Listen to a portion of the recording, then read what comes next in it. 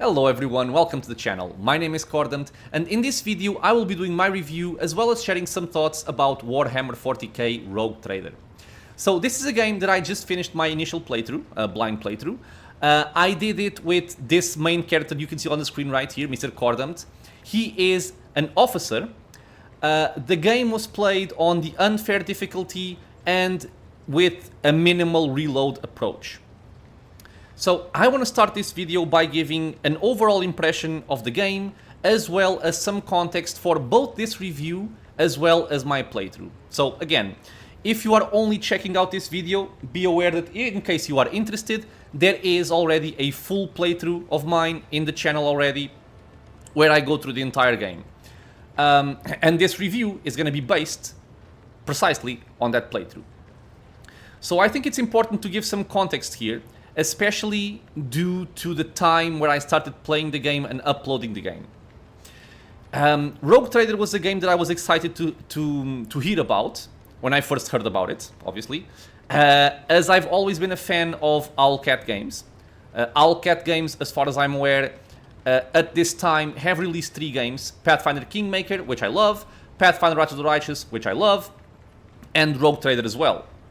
So, having experienced Pathfinder games, I was excited to hear that they were going to be doing another one, and also very intrigued due to the actual game setting, the universe being a Warhammer 40k universe, as it's something that I never really experienced in a cRPG before, and I was very curious as to how it would end up being. So, quite close to the release date, I actually picked up a copy of the early access. I only played the, I guess you can call it like the public early access or the open beta, something like that. Not the more polished early access that other content creators got. I believe the content at the time was Act 1, 2, and 3. I played only Act 1 and a bit of Act 2, I believe. And, you know, I saw some weird stuff in the game, some bugs and whatnot, which I attributed to, you know, it's an early access copy, it's an old early access copy, so maybe it's normal and it's no longer a problem. I played the game, I enjoyed it a lot, there was a lot to like about what I tried in that early access, and so as soon as the game got released, I said, why not start playing it right now, and also starting to upload the game to the channel, because I had just finished, I think, Baldur's Gate 3 as well on the channel. So, it's important to note that when this game got released, much to my sadness, the state of the game was playable, but just barely. You could play the game, but so much stuff was broken, there were so many bugs, so many inconsistencies, poor descriptions of items or abilities, stuff not working as mentioned, features or abilities that straight up did nothing, they just didn't work, interactions between skills or with enemies and stuff like that. There was just a lot that was not working properly. It got to the point where if something happened in the game and I didn't fully understand it, I could no longer determine if it was me not understanding what was going on or if it was a bug. It was that bad. It also got to the point where at multiple steps during my initial stage of the playthrough, I even considered to just stop playing the game because of how bad the experience was being. I ended up continuing because, you know, I get stressed and then I relax a bit and then I want to play the game again and the cycle continues. In any case, something happened during the middle of my playthrough. My daughter was born. And with that event, I had to put Rogue Trader aside for a little bit of time, as I had more pressing matters at hand at the time. Screaming and pooping matters. And it's important to know that during that time, until I got back to playing the game, several patches were actually done and applied, which improved the game significantly. So, after my brief period of not playing Rogue Trader, once I got back, I did notice significant changes, significant improvements in essentially everything. The UI, I think, got improved. Skills started working again. There were some balance changes as well. there were a lot of changes, and I think pretty much all of them positive changes. So my experience with the game improved significantly with those upgrades. So anybody that's going to play the game right now, let's say you start a new playthrough right now, probably bugs that I will mention or poor interactions that I'm going to mention will no longer apply. But it's important to note that at the release date, this game was in a very poor state. Sadly, at this day and age, it's quite common for games to get released very buggy and then getting patched as time passes, which, in my opinion, shouldn't be the case. That should be the exception, not the other way around. Anyway, with that out of the way, I'm gonna give my overall impression of the game, and then I'm gonna start deep diving into more detailed topics. I will say right now that I find Rogue Trader, or Warhammer 40k Rogue Trader, to be an excellent game. I think it's a very fun game. I think there's a lot that's very well done in this game. It's a game that I very easily recommend to pretty much anybody, and especially people who've played or who like cRPGs or like Warhammer 40k. It's a game that ever since I picked up the early access, up until the point when I finished the game recently, I enjoyed every step of the way. I believe that all of the content in this game, be it story, lore, companions, character builds, gameplay, whatever you want to say about the content of the game, I think it was very well done.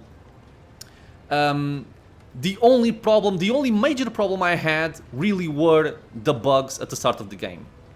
But the game itself, I think, is a very big success, at least in my experience. So let's go into some deeper topics or some more detailed topics here. And I have a section here in my notebook which I called Lore plus the 40k universe. I think pretty much everybody, or a lot of people at least, have at least heard of Warhammer. Be it regular Warhammer or Warhammer 40k. There's tabletop games, and there's a ton of video games based on the Warhammer universe, Warhammer and Warhammer 40k. There's a lot of them, both recent and old. Personally, I think my first interaction, or the first time I was made aware of the Warhammer universe was at the time where I was playing a lot of RTS games, and Warhammer 40k Dawn of War came out. I don't even know when this was. It was many years ago. All I know is I picked up the game, I didn't know what to expect, and I pretty much loved everything. One thing that I feel stays in your head after you've played a Warhammer game, especially a Warhammer 40k game, is the quotes. You know, like, for the Emperor, burn the heretic, purge the unclean. All that kind of stuff is so iconic to me that it just stayed with me for my entire life. Maybe because I'm a giant nerd, or maybe just because it's really fun. I don't know. Either way, I liked the Warhammer universe, and ever since then, when Warhammer games came out, I was always interested in checking them out. So naturally, my favorite style of game is cRPG, and Rogue Trader really did, I think, a good job on delivering a good cRPG game. I feel like the Warhammer 40k universe is very vast. There is a lot in this universe. There's a lot of lore.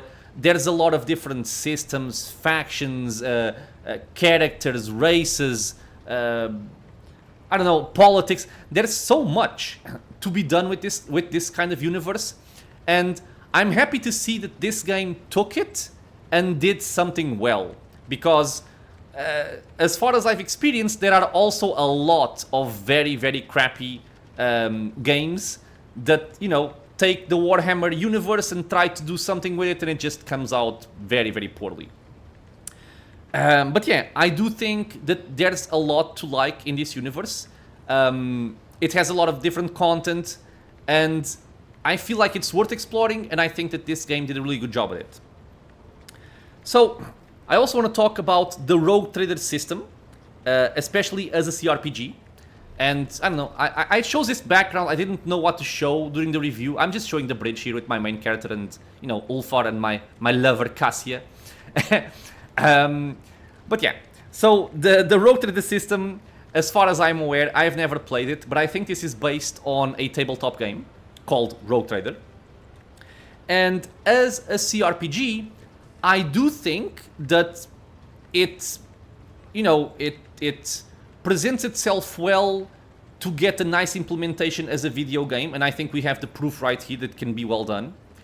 I think also that there are some things that are a little bit problematic or a little bit convoluted to understand. Maybe it's just because I never played the game before, right? This was my first playthrough, but I did feel like after playing a bunch of cRPGs, this one still has a lot of things that I was not accustomed to. It might be because of game design, or it might just also be from the actual Rogue Trader system that I was not accustomed to. In any case, I think it turned out well as well. Like I said, there's a lot of stuff that's going to be a little bit weird, because some things will be familiar, right? If you've played Baldur's Gate, or if you've played especially the Owlcat games like Pathfinder, characteristics, skills, these kinds of things will be at least somewhat familiar to you, right? You are not gonna look at this and be like, oh my god, I have no idea what agility means. You will have some idea of what this is supposed to do. But stuff like you only get the bonus from agility every 5 points, or how much do you actually need in terms of skill checks throughout the game, how burst attacks work. Is a burst attack an area attack, or is it not an area attack? Not even the game knew this at the start. So, for example, Argenta, I gave her initially a talent. Is this called a talent? I forget. Character, archetype. Oh, what am I doing? Argenta, come here. Argenta. Yeah, so in Soldier, I had given Argenta initially concentrated fire, because she starts the game with a bolter that has burst attacks, which basically means you shoot a bunch of bullets in a cone, right? So to me, if we're talking about a cone attack, I'm thinking area of effect. I'm not thinking in single attacks, right? So I read this skill, concentrated fire, and what this says is the next ranged area attack made by the soldier deals extra damage and blah blah blah. So to me, this should apply to burst attacks. And in fact, when I started playing the game, it did apply to burst attacks. But then some patches got made and some balance changes got made, and they actually changed this. And burst attacks no longer counted as ranged area attacks. So this is just a very quick example of something that's not very obvious, okay? And like that, there's gonna be a lot more things. As in, for example, I think I still don't fully understand how this is supposed to work, but when you look at a burst fire attack, this is supposed to mean that when you shoot in this case 10 bullets, because it's based on rate of fire. It has recoil, which in my understanding means the first shot is accurate, but all subsequent shots will become less accurate based on recoil. And then, to determine if the shot goes in the middle area or the side areas is based on a deviation. It's a rather complicated system in my opinion, and not one that it's very easy to pick up on, especially for a new player. But yeah, this is just a very simple example that the system is complex, and I do like complex systems in games. I've mentioned this in pretty much any cRPG that I play, but it is a little bit hard to understand in my opinion. With that said, I think overall, after you've played the game a bit, after some trial and error and testing out some stuff, you get accustomed to how things work and you can play the game without much of an issue. My next section is going to be about comparing this game with other Owlcat games. It's kind of a weird section for a review and sharing some thoughts here, but it is something that I think about, and since I'm sharing my thoughts, I'm going to share this one as well. like I said, I had played Pathfinder Kingmaker and Pathfinder Wrath of the Righteous before. Both Owlcat games. They are both cRPGs. And it is interesting to see how this game is built, especially if you've played those other ones before. Because naturally, you will find a lot of similarities. So even the way that the different levels are split, the map of the game where you traverse the universe from one place to the other, and the way you enter new areas and explore new levels, it's all very similar to the Pathfinder games. Naturally, in Pathfinder, you are not exploring the universe on a ship, but the overall feel of what you are doing is similar. So, exploring a level is similar, controlling your characters is very similar. And then even other stuff, like for example, colony management, is similar to what you find in the Pathfinder games. So, as an example, in Pathfinder Kingmaker, you have to manage a barony. In Wrath of the Righteous, you are a knight commander for an army. And a lot of the things you have to do there, you also do here in the colony management. You can definitely find a lot of similar things between these games.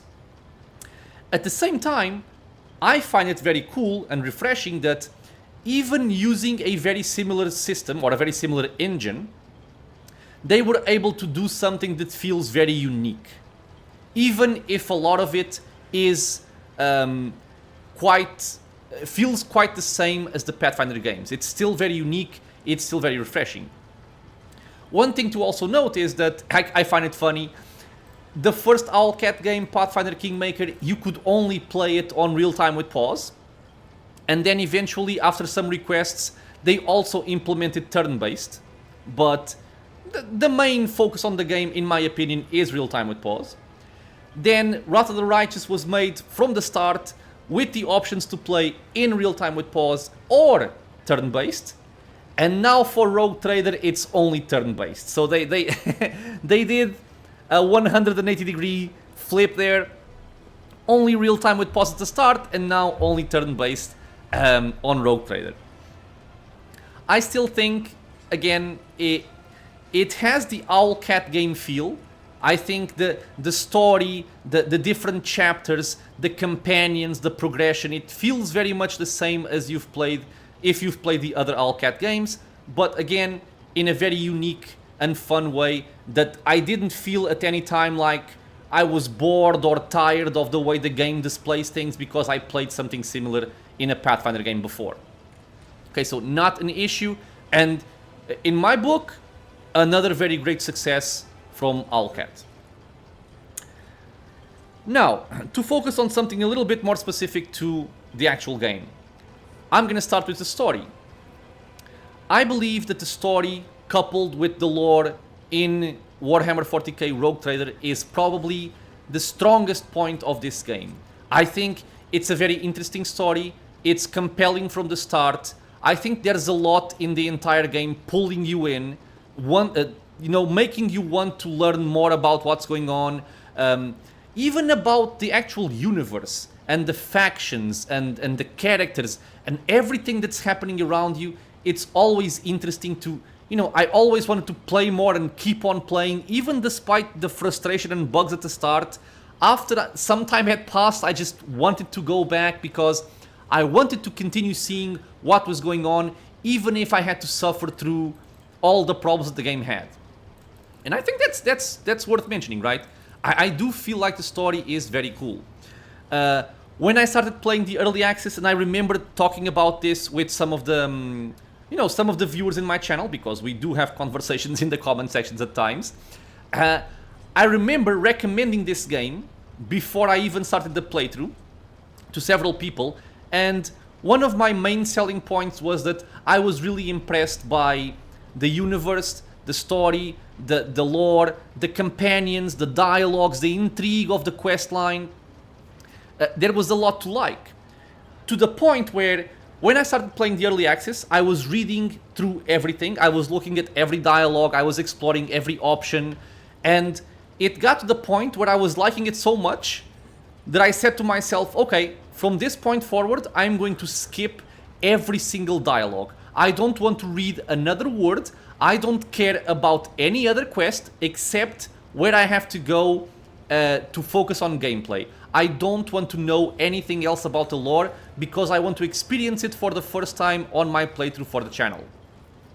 And I think that impression stayed true on the actual release from start to finish. I think a lot of the characters are very well done in this game. I think the companions are very, very well written. The romances are very, very cool. I only romanced Cassia in my case, but it definitely felt very unique. The way the romance was done, and it didn't feel like you know, something that was done hastily just to say, oh, so kids are playing these games and they want romance and sex and they want a wife, so let's just do something half-assed and be done with it.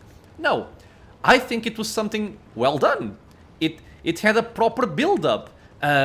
We learned a lot about Cassia, we learned about her background, the way she likes things. It was very fun. It was a very fun romance, and it's something that I don't normally feel when I'm playing these games. For the most part, in most games that have romance, I typically do the romance just because it's available, but I don't even focus too much on it because it doesn't really interest me all that much. So I'm glad to see that on Rogue Trader it's actually a properly done thing. Maybe it's just Cassia, maybe I'll be disappointed with Iliad or with other characters, but my experience was very positive.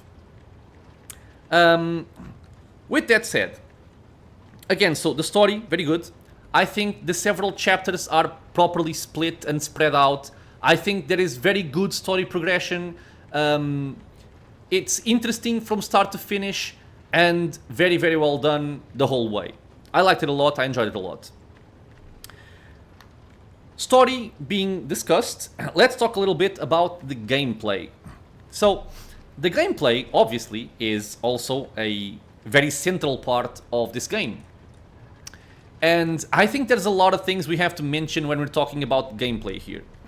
First of all, in a more broad sense of this discussion, I will say that my opinion about the gameplay in Rogue Trader is very enjoyable. I think it's well done, once again. I think pretty much all aspects of the gameplay are fun and engaging also from start to finish. Because, you know, some games are not that interesting at the start or they get boring at the end. And in this case, I don't think that happens at all. I think it has a good start. It has a good and very fun progression, especially if you enjoy building your characters and building synergies between the party members and whatnot. I think there's a lot to like there. And more specifically, we also have to talk about some other key points. So the first key point that I'm going to discuss is something that I've mentioned before, and it's related to the game being strictly turn-based. So typically, I prefer to play these kinds of games in real time with pause.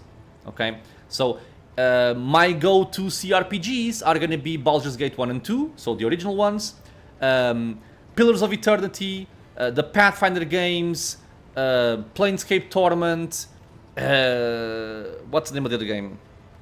Temple of Elemental Evil, and a lot of other games. And they're basically all they're all real-time with pause, even though some of these games now already feature turn-based as well. So when I heard that this game was going to be purely turn-based, I didn't really know what to expect. It's a very different dynamic, first of all, because if you are playing a game in real time with pause, you can fill the game world with a lot more combat encounters, right? Not every combat encounter needs to be thoroughly thought through, the amount of enemies and what kind of enemies and their positioning and whatnot. You don't need to be as thorough, and you can add a lot more combat content to the game. Why? Because in real time with pause, things flow a lot faster. The combat is a lot more explosive, things happen at a much faster rate. So it's not a problem in real time with pause if I decide to create an encounter where I have 10 pink horrors plus 30 cultists and whatnot, because you just plow through them. In turn-based, however, that's not the case. You can't just fill a screen with 60 enemies and say go, because in turn-based it's going to be very boring. You're going to have to wait for every single enemy's turn, and then you're going to play, and then you wait for another 30 turns. It's not fun. You can't do it that way. And in Rogue Trader, they did things right. Okay, so they designed the game around it being turn-based. So the encounters you have in this game, I think, with the exception, I guess, of like a couple of encounters, I think they were properly done for turn-based. I think there's a few that are kind of boring, but for the most part, like the vast majority of the combat encounters, I think they are properly designed for turn-based. So even me being a real-time with pause guy, I enjoyed turn-based in this game quite a bit. Now, something to also mention, and it's also very much tied to turn-based, I want to talk about balance, difficulty, and fun. So I put these all in the same section because they all tie in quite well with one another. The game has several types of difficulty, right? So if we go into options and difficulty, I played the entire game on unfair, so I can't even really say too much about the other difficulties. All I know is it's supposedly easier, okay? But I went for the game on the maximum difficulty because I wanted to see how the game would actually play out on unfair. Because in other Owlcat games, the Pathfinder games, I would never, ever want to attempt playing one of those games blind on unfair, because it's just pain and suffering. Strictly pain and suffering. You will die and die all over again until you get frustrated. You say to yourself, this game sucks, I hate this game, I will never play it again. And then you lower the difficulty and you find it fun again. And then you feel like, oh, so I'm doing okay on daring, let's say. I'm gonna bump it up to hard, and then you start dying again, and it's not enjoyable. In Rogue Trader, though, I must say that I played on unfair from episode 1 until the finale, and I never felt like it was unbearable, okay? There are definitely some fights at the start of the game that can be punishing, they can be difficult, but for the most part, I played the entire game and I didn't die once. And I think that for an Owlcat game, a blind playthrough on unfair and never having died a single time, I was not expecting that in the slightest. My only deaths, because there were deaths in the game, were to book events or ship battles. That's it. In actual combat where you're controlling your characters in turn-based, we never wiped once. So I think, given this experience, that the difficulty setting is actually well done. It's hard, but it's not frustratingly, unbearably hard. Okay, so that's a positive in my opinion. Now, with that said, there's a lot of things in the game that are not properly balanced. Okay, this has to be said, and if anybody has seen my playthrough or have played the game by themselves, you will know that this game is not properly balanced. Some companions, some archetypes, some items or abilities are broken as hell. They are extremely overpowered. Okay, and it got to the point where from a certain point in the game, I think probably once we unlocked our second archetype, the game just got exponentially easier from then on out. I had previously heard people saying that the game would get a lot harder once you started going into chapter 2 and 3. In my experience, it's just the opposite. It got easier every step of the way. And like I was saying, some companions, like this one right here, Cassia, are very powerful. I don't think you can make a main character that's gonna be as powerful as Cassia if you want to do someone that does something similar to her. I'm not saying that you can't do like a warrior, I forget the name, goddammit. That you can't make a warrior arch-militant that won't deal more damage than Cassia. You probably will, of course. But someone that does what Cassia does, like an officer, more of a support type of character, I don't think I would ever be able to do something, to build a character that would be as powerful as her. And this is because she's a navigator, right? And the navigator isn't something that's available to you when creating a character. It's specific to her. She has unique abilities. And I like that. So on the one hand, I like that, because the companion feels unique. On the same note, if you take Idira, for instance, she is an unsanctioned psyker. You cannot build an unsanctioned psyker from the start. You can't. So it's also unique to her. It also gives her some very powerful things. And also some very random deaths that also suck. But for the most part, it makes her more powerful than a normal psyker would be. Yirliet also has some abilities that you cannot get on a basic mercenary, which makes her, again, very powerful. Even Ulfar is very unique in that sense. You can't build someone like him. So, what I'm saying here is, you will definitely have certain companions which will do a lot more than others. Especially if you build them well, and if you have proper party synergies. Now, I will say that, and I don't want to spoil things if you haven't checked out the playthrough or if you haven't played the game and are just interested in the review, but I will say that in the later chapters of the game, pretty much every single encounter that we had, be it trash fights or boss fights or in-game boss fights, the enemy did not get a chance to act. They died within the first round of combat. And it didn't matter if it was a single enemy or 20 enemies. For the most part, in one round, I could kill everything in the screen. And that goes to show that there really are some very, very powerful things you can do in this game. Now, what I also want to say about this is, even though Cassia, in my opinion, just as an example, Cassia, is stupidly broken, she is way too powerful, her abilities are incredibly good, she does a lot of damage, she has a lot of utility, both in buffing, debuffing, repositioning enemies,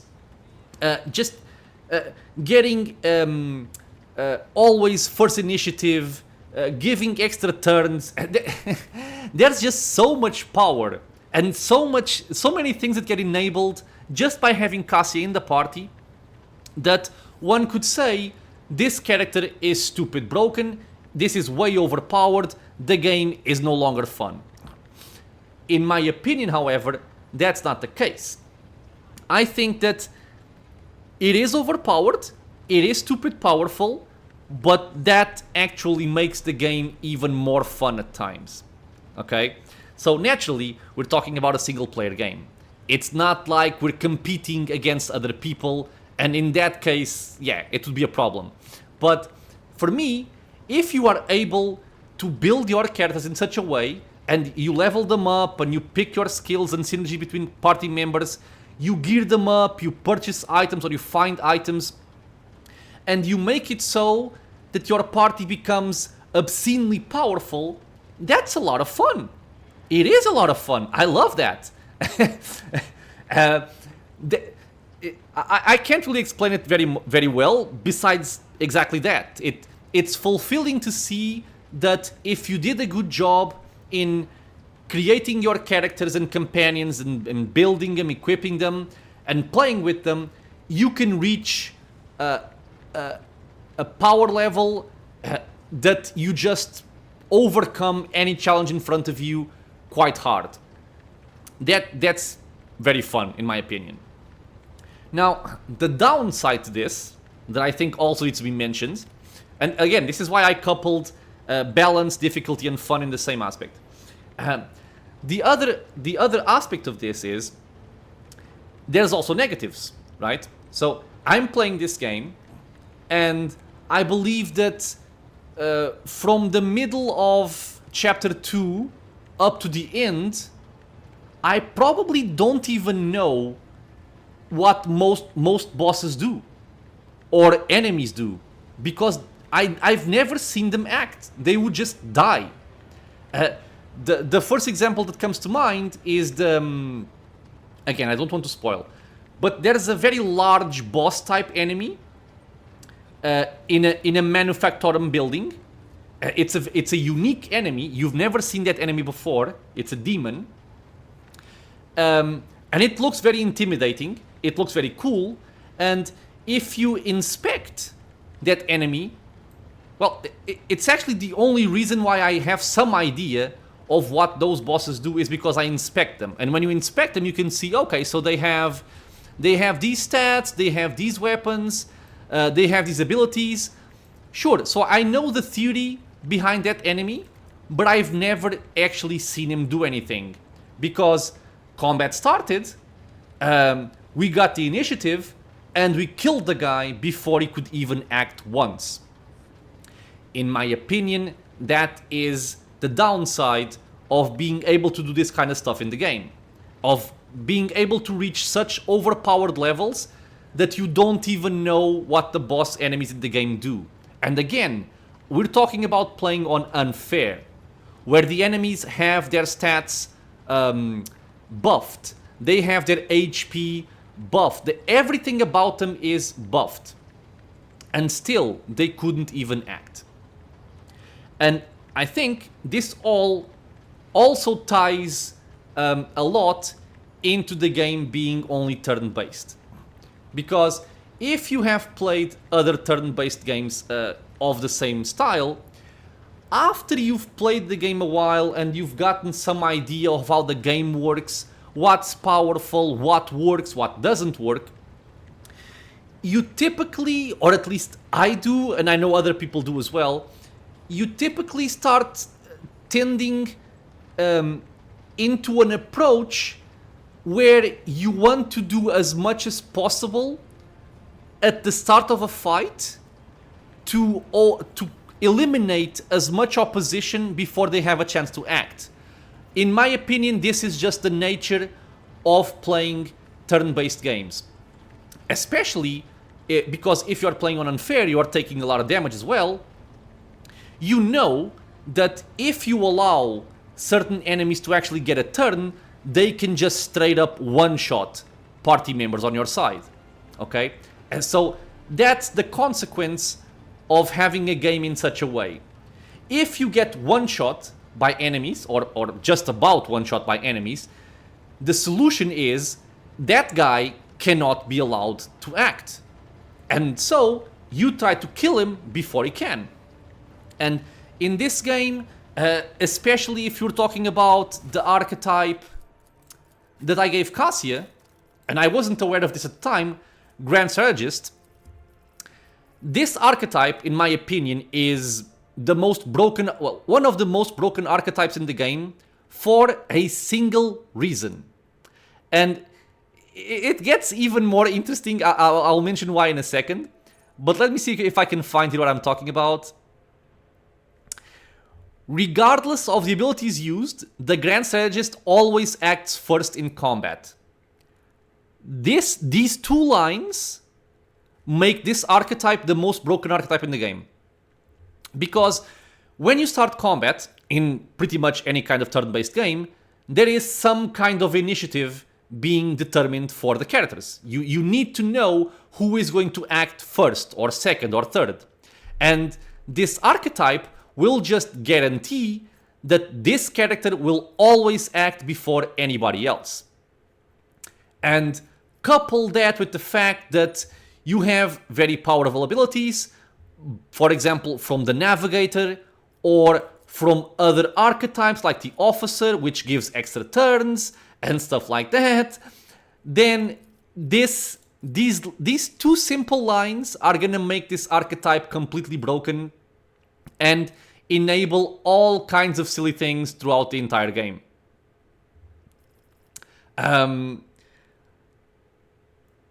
Yeah, so, okay, talking about turn-based, this is why I got this point, yeah. So, initiative is a very big deal in any kind of turn-based encounter. You want to act first. If you have something that guarantees first place, you are going to be able to do a lot before the enemies can act. If you also look at the officer, you also have some abilities here, which I would like to try and find if I can. Give me a second. I know I have it somewhere here. Seize the initiative. At the beginning of combat, the officer gains an extra turn with half of their AP and MP. During this turn, they can only use officer archetype abilities. So, this, in and of itself, is a broken ability. This also enables a lot of power. Because, once again, you act before anybody else. And even if you can only use officer archetype abilities, you can give somebody else an extra turn. And during that extra turn, that character can do a lot of stuff. It can build up a lot of momentum. And if you build enough momentum, then you can trigger heroic acts. And you have heroic acts, like for example in the officer, which give extra turns. So you can see the snowball starting to build, and it ends up leading to a point where you do everything in the first turn of combat and everything dies and doesn't have a chance to fight back. Again, there are positives to this because it is gratifying that you are able to build to such a power level where you overcome everything this easily, but at the same time the negative side is fights may become ending up being a little bit too easy. You might not even see what the enemies do, and you know, again, it is what it is, and it's something that's common, or it's a pattern that I've seen in pretty much any turn-based game. So, again, as an example, I finished my Baldur's Gate 3 playthrough before starting this one, also on the highest difficulty, and to this day, and I've played that game several times, I still don't know what certain bosses do. Because I'm able to kill them or disable them on the first round and they don't get a chance to act. If you think also, for example, of Divinity Original Sin 2, another cRPG, a great game as well, and it's also only turn-based, you also want to get the initiative and do as much damage as possible before enemies act. Because if they can act, and you are playing on Tactician, you might just die. So yeah, I do think it's a consequence of the game being designed around turn-based and also having access to very powerful abilities and builds. With that said, I think my overall summary of this entire conversation about balance, difficulty and fun is that it is still a very enjoyable experience. Maybe it's because of my specific party or my specific build that I was able to enable this, and if I played with different characters I wouldn't be able to do it. I don't know. Maybe in a future playthrough I will try it out. But I can tell you right now that if I am going to replay this game and I'm gonna take, and if I have to decide if I want to take Cassia with me or not, it's basically impossible for me to find a reason not to take her. She's so good that if I don't take her, then I am actively and intentionally gimping my party to not be as powerful as I could be. And that to me is not the proper motivation to try out other companions or other builds, okay? And that to me is a problem. My other topic I have here is archetypes. So, this game has a couple of archetypes. They're not that many, they're not that few. So in my case, I think I've experienced pretty much all of them, because on the first tier of archetypes, can I actually see what we have if I try to make a new character? Give me a second. This guy. Give me a fighter or something. Okay, let's build a custom character. We pick whatever here. Doesn't matter. Doesn't matter for now. Doesn't matter for now. Okay, archetypes. So the available archetypes are as shown right here. So we have 4 first tier archetypes. Then we have 6 second tier archetypes. And then finally 1 generic archetype on tier 3, which everybody can get. So this isn't that much, okay? So again, if you think about the Pathfinder games, the other Owlcat games, and you think about the available classes and subclasses that you can choose from, it's a lot more than what you can see here.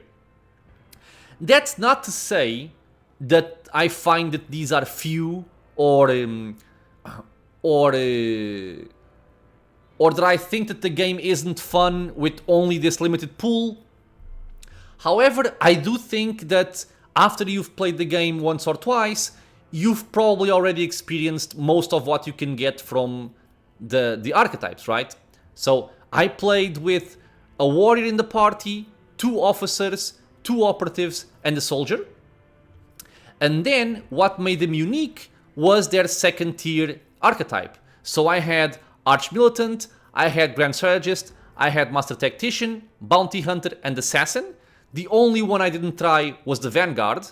And then everybody gets Exemplar as well. So out of all of these, there are definitely some combinations that I didn't try. Like, for example, a soldier can be a Bounty Hunter or a Master Tactician, and I didn't try any of those combinations, I mean. But for the most part, I have tried out pretty much all archetypes with the exception of the Vanguard. So I do think that I would like to see maybe a little bit more. But at the same time, I'm not saying that this is a very limited pool and not a fun pool, because I think there is a lot of fun with what you have available, and especially with the way that you combine the different archetypes, and if you want to go melee, if you want to go ranged, if you want to focus on being a support character or an actively martial character. And to some point, and also in a good way, the origins and the home worlds kind of act as additional classes, let's say, because you can get some specific attributes and features, or talents, sorry, from your home world and also from your origin, getting some unique stuff, especially if you go for the Psyker, because on the Psyker then you're gonna get a very unique playstyle compared to the other origins. So there is still a lot to offer, just not as much as you may be accustomed from other Owlcat games, for example. On that same note, I definitely feel like some archetypes are stronger than others, even though some of them do have their different roles, let's say. And I think that the most fun aspect of the different archetypes is that they do have a very unique feeling to the way that you actually play characters from different archetypes. So I do enjoy those. My next topic is going to be companions. For companions, we have... doesn't count. We have 1, 2, 3, 4, 5, 6, 7, 8, 9, 10. We have 10 companions. Well, okay, we'll have 11 companions, okay? If we just count everything up here. Now, I have to say something about that right now, because I also mentioned this in Baldur's Gate 3, so the same will apply to Rogue Trader. Some companions, you can only pick them up very late in the game. This is my opinion, of course, but it is how I feel about it. This guy, for example, you can only pick very late in the game. This lady, same thing. This guy, same thing. If I am playing a game such as this, and I started playing the game from level 1, and I picked up a group of companions that I consider to be my core party, if I have been playing the game for, I don't know, man, 30, 40, 50 hours already, accompanied by this group of people with whom I've done their companion quests, I've learned who they are, we've built a relationship and whatnot, it's not going to be after 50 or 60 game hours that somebody else is going to show up and it's going to make me say, oh, okay, this guy showed up, so I'll just kick this guy out and bring this one in. It's not going to happen. It's just not. I refuse to take out a companion that I've played with for a very long amount of time and replace it with someone that only shows up on like Act 4 or something. It doesn't make sense to me. Baldur's Gate 3 has the same problem with certain companions. I don't even know why I'm mentioning Baldur's Gate 3, I'm sorry, it's just something that came to my mind. But I don't like it when games do that. You either make them available all from the start of the game, or at least very early in the game, or at least at a reasonable time frame. Okay? And because otherwise I will never play with them. Another example, a very old example, if you think about Baldur's Gate 1, the original, there's also a companion you can pick, and to be honest, I don't remember the name of the companion right now, but it's a companion that I believe is like a rogue. It's a female rogue, I think, and you pick her up in one of the areas in Baldur's Gate.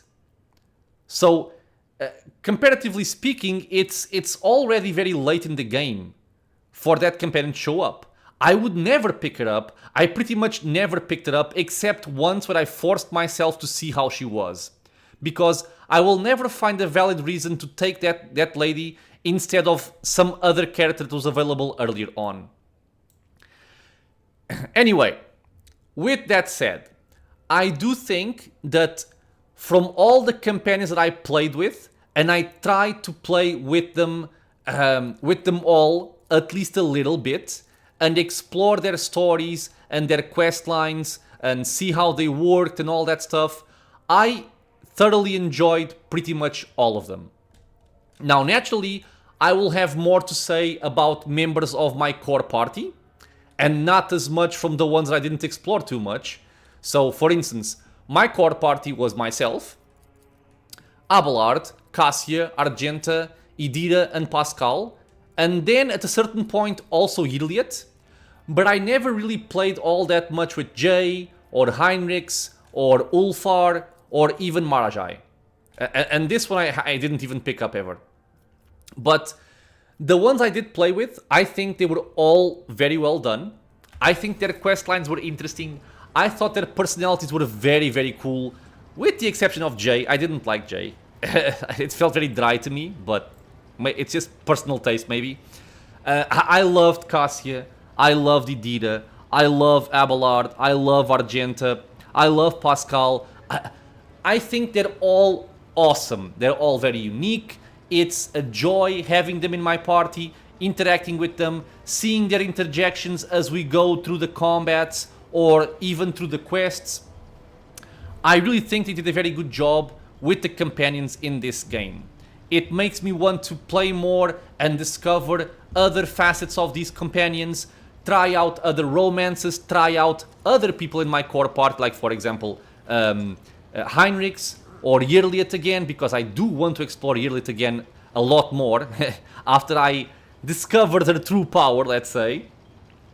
But yeah, I think there's a lot of positives on the companions there as well. And finally, my last topic over here, and I bet there would be a lot more to discuss about Rogue Trader. I'm just focusing on what I consider to be the main aspects of the game and what stood out the most to me while I was doing my playthrough. My final section here, my final important section here, is replayability. And I do feel like this game has a lot of potential for replayability. I have not replayed the game as of yet, so I can't guarantee what I'm about to say, but I can tell you right now that I am very much motivated to play the game again with a different character, different build, different alignment especially, because the alignments really seem very, very cool. Because the Warhammer 40k universe is not forgiving. It really is not forgiving for anybody. And in my playthrough, I went for an Iconoclast, which I would say is not the most expected role-playing option that I would find for an officer type of character. I would, if anybody told me about Warhammer 40k and said there's an officer character that commands the other guys like a commissar, the first thing that came to my mind, or that would come to my mind, is a more dogmatic type of character. They will not be lenient. They will not be merciful. So, when I saw the options for dogmatic or the options for heretical, even if I can only see right now those three main alignments, it does make me want to play the game and explore the game with those alignments and see what kind of different options we get, how the game changes, how my companions interact with me. So I really do want to replay the game quite a bit, and that feeling by itself I think is a good sign that the game has replayability potential.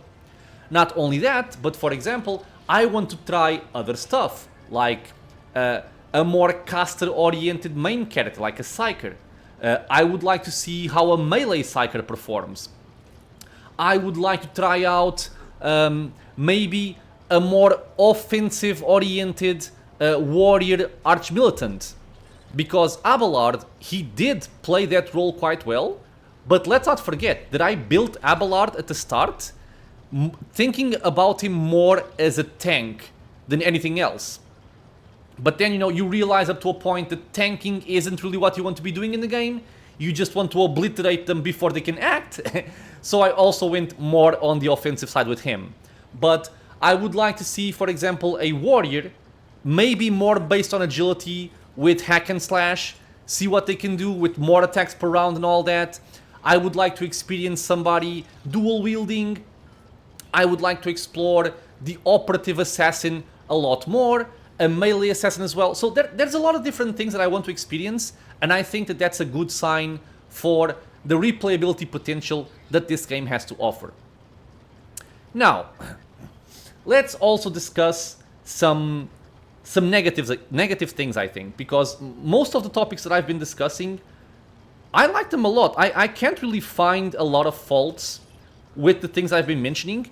Of course, we've discussed the downsides of turn-based. We've discussed the downsides of being able to have such powerful parties and such overpowered characters and abilities and whatnot. But for the most part, all of this was positive. Okay, if you balance it out, it's all positive in my mind.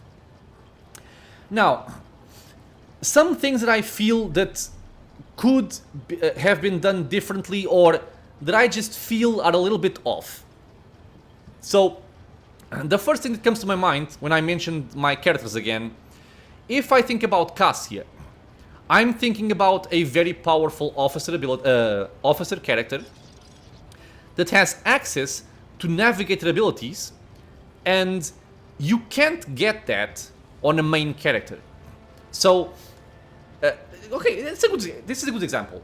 My main character for this game is an officer. It should play a similar role to Cassia. My character is nowhere near as powerful as Cassia is, but not by a long shot. Okay, Cassia is light years ahead in terms of power level when compared to my main character, which should be the character that would take more love, more care, more thought put into it and leveling him up, giving him the best items and whatnot. And it's just not the case. Cassia is and always will be, unless I'm missing something very crucial, a lot better than any main character officer type build, because she has access to navigator skills, and those will compensate for a lot of other things. So it is a little bit, I'm not sure if sad is the correct word, but strange that you cannot build a main character that is as powerful as your companions. And this is true for a lot of different things. The other example was Idira. Idira, being an unsanctioned psyker, is going to be, from the start, more powerful than any psyker that you are able to build. She just is. She also has a downside. Okay, it's not like Cassid, it's all upside. Idira does have a downside with the randomness. It's kind of like a wild mage if you think about Baldur's Gate. She can just randomly blow herself up and summon a demon and kill your entire party, which isn't desirable. But if we're just thinking about the potential, she will be more powerful than any psyker that you build. And if I think about it some more, I can probably imagine that maybe Argenta would be better than Soldier. I think Yirliet might just be better than any sniper character that you build. So it's kind of strange, that dynamic. It's cool because the companions feel unique, but it's strange because you cannot really compete with them in their specific role. Other things that I find to be a little bit on the negative side. I loved the exploration of this game. I think that the game is very well done in terms of traversing the map, exploring the different systems, the different universe, different worlds and whatnot. But at the same time, there's one thing that rubs me the wrong way. I really dislike when we're going around the map, right? We have a bunch of different systems, as we can see right here. And, well, I guess I'm not really spoiling by showing this, but we have different systems throughout the entire area, right? And that's cool. I like that. I like exploring them. I like charting new courses with my navigator's insight and whatnot to reach them. I think it's a cool dynamic. What I don't like is reaching a new system and I'm like, okay, so this place is new. That's cool. I'm excited to learn more about it. And then you go to a planet and you find that there's nothing to do there. There's just nothing. There's no quest, there's no area to explore, there's no fighting, no gameplay. It's just an empty world. And at times, I'm pretty sure I explored several systems that basically had nothing. You just went there, you found the planet, you got 50 XP, and that's it. To me, that's not fun. Now, it might be realistic, if we consider a Warhammer 40k universe realistic, but it would be expected that in a vast expanse, you would find dead worlds, worlds without nothing, but from a gameplay perspective, traveling there, wasting these seconds going from one place to the other, to just find out that there's nothing there, it's not very appealing. I don't like that. At the same time, we also have colony management with... Ooh! They changed this. Okay, sorry, I'm discovering this for the first time. They changed this from the last time I played the game. This is no longer what it was before. We now have more slots. Okay, that's actually cool. Nice. I was gonna say, colony management, I think, is actually fun and interesting. The concept of it. But once you start actually doing the projects and picking what you need to pick to get efficiency or complacency or profit factor or whatnot, it can get a little bit dull, in my opinion. Especially when you complete a project and you get that dialogue where you have to pick from a bunch of options. It just becomes a little bit more of the same. You know what I'm saying? I don't think it's that interesting. For the most part, though, I would still say that the colony management is a positive experience. I think it's an upgrade compared to what you had, for example, in Pathfinder Kingmaker in managing the kingdom. But the one part that I truly hate about the colony management is that every once in a while, you're gonna get an event or a quest saying that you must go to your colony because there's something that you have to do there in person. You cannot handle the event remotely, let's say. So in this case, I have a colony in Foulstone, but I'm not in Foulstone. Though, if I go to colony management, I can still manage the colony. But those events actually make you go physically to that planet. And that might involve going all the way across the system, right? So, for example, I'm over here in the northwestern corner. If I get an event saying there's a colony event on Foulstone, we're talking about this system over here. We are nowhere near this.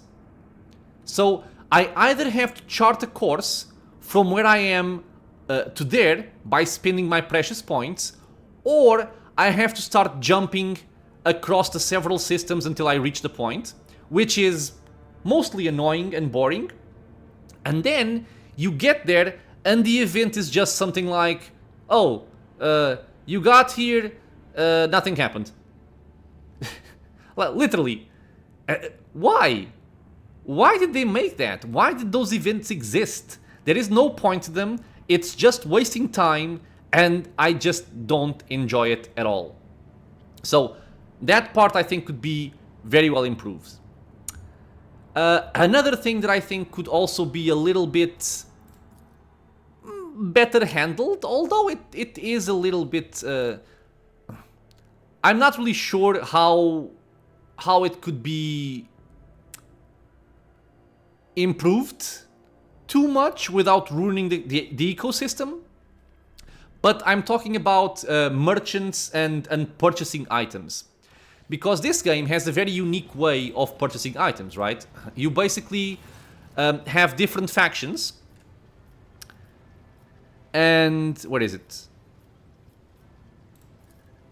No, not this. God damn it.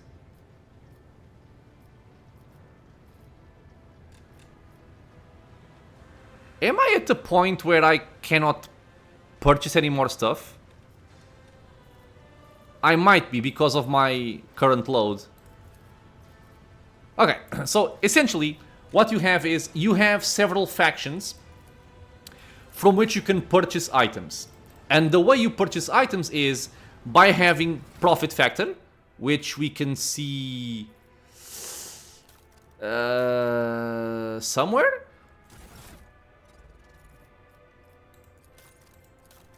That I am currently not finding. Well, I can see it at the bridge, I guess. But basically you have profit factor, which is kind of like your currency. Currently we have 208. And then this determines which items you can actually purchase. But you can only purchase those items if you reach a certain reputation with the merchant. And okay, that's kind of cool. I like that. Except the way that you improve your relationship with the merchant is by trading items. Like you can pick up certain trophies as you go along, or you can pick up weapons that you don't use, and you can trade them in to get reputation with the merchants. However, at least in my playthrough, I was not able to get reputation with everyone to the maximum. And that's something that's not made clear to you very well. So you might end up ruining your experience with item purchases and factions and reputation because you started out thinking that maybe you want to spread your reputation as much as possible throughout the different factions, and then you end up at a point where you couldn't max any of them, so you can't access the higher tier levels of items. It's just a little bit weird. And I think that should be a little bit clearer, or the game should allow you to actually reach maximum reputation with all factions as long as you put in enough effort. So you should have enough trophies in the game, for example, or other items, or maybe even quests, who knows, that would allow you to improve the reputation with the merchants, so that eventually you could unlock everything from all of the merchants. Because as it stands, it's a little bit limiting and a little bit frustrating when you realize that you will no longer be able to do certain things. With that said, I think I've pretty much covered all of the main things that I want to discuss. I guess I can also mention the length of the game. I think if you're looking for a game that's long and has a lot of content, this is definitely the game for you. As long as you also like reading. Because another side effect of turn-based, like I mentioned, is your combat encounters are going to be more tailor-made, let's say, or prepared for turn-based. And also as a consequence, you are going to have less of them.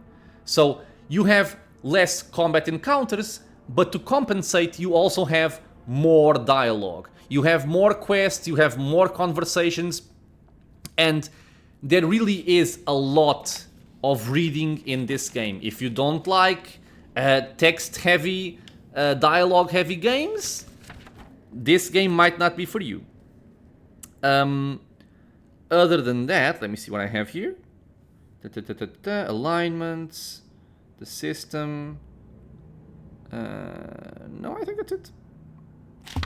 So yeah, I guess to sum it up, I can say that my experience in the game was very positive, with the exception of the release time, where there were a lot of bugs, a lot of problems, a lot of stuff didn't work the way it's supposed to.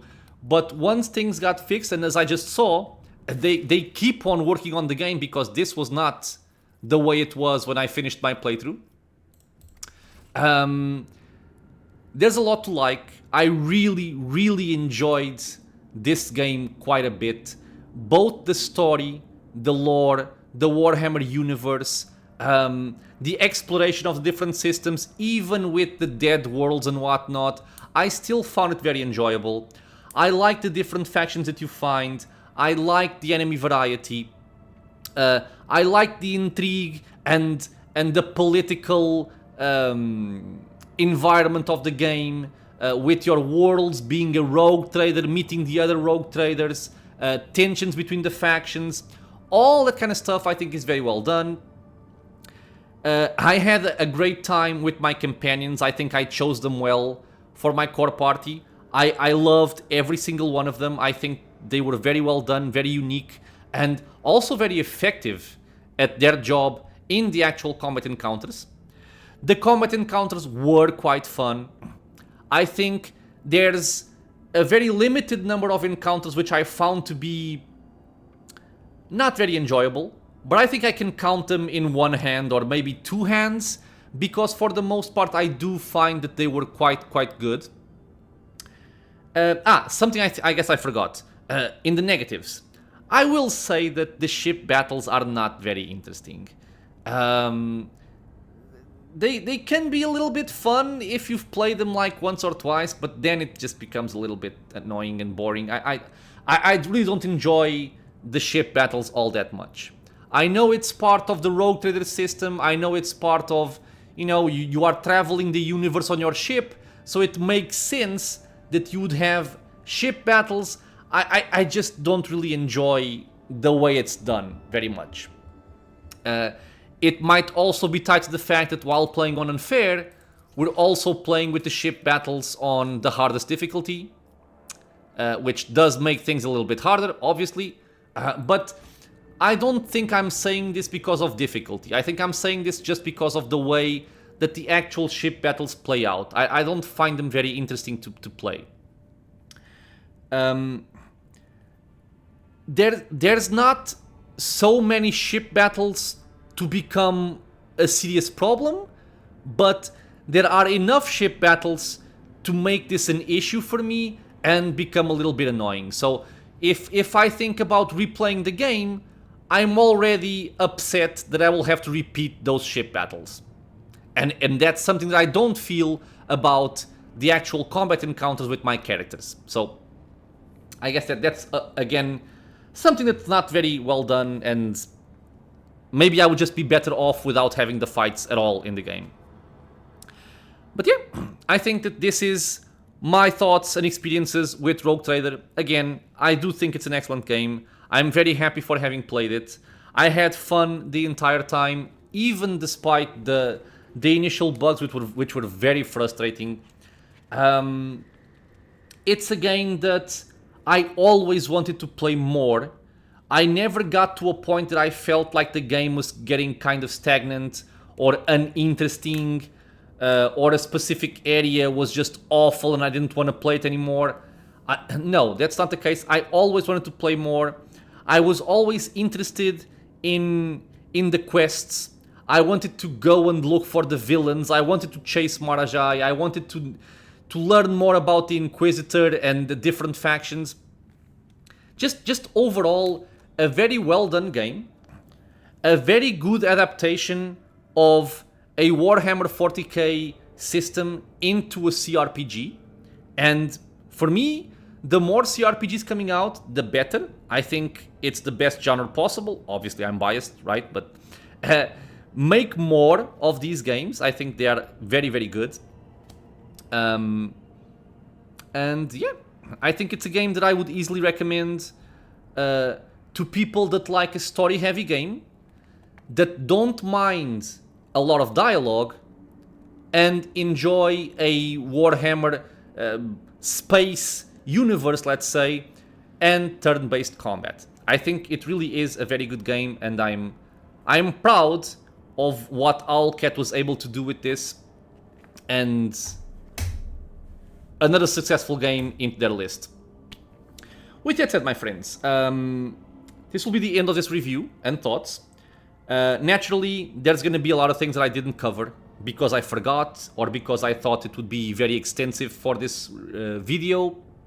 So if there's something that you saw on the playthrough or on this review that you want to ask about, that you want to discuss or question or give a suggestion, anything like that, leave a comment below. I would love to hear your thoughts about your own experiences with this game, or your thoughts about the playthrough, or your thoughts about the review. I always love hearing what you guys think and also get some feedback. It's always interesting discussing these things with you guys. And again, if you enjoyed the content, my friends, consider subscribing for more. Many more videos coming out soon. And I hope to see you all in some other playthroughs soon. Until then, stay safe, everyone.